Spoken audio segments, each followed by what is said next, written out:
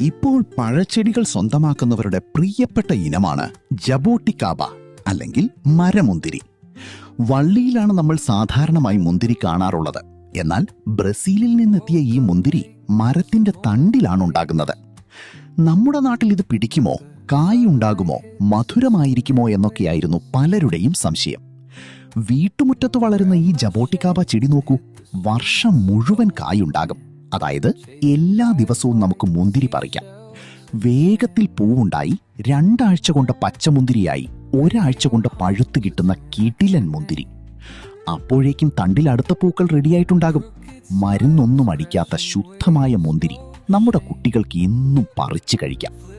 ചെടി വളരുന്നതിനനുസരിച്ച് തണ്ടിൽ കായ കൂടും. നിലത്തുവരെ തണ്ടിൽ മുന്തിരി ഉണ്ടാകും. ചട്ടിയിലോ നിലത്തോ വളർത്താം.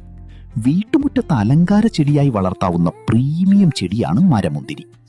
ചെറി ഗാർഡൻ നഴ്സറിയിൽ കായ്ച്ചു നിൽക്കുന്നതും 1 വർഷത്തിനുള്ളിൽ കായ്ക്കുന്നതുമായ കിടിലൻ ചെടികൾ സ്റ്റോക്കിനുണ്ട്. ആദ്യം ഓർഡർ ചെയ്യുന്നവർക്ക് ഇഷ്ടപ്പെട്ട തൈകൾ സ്വന്തമാക്കാം.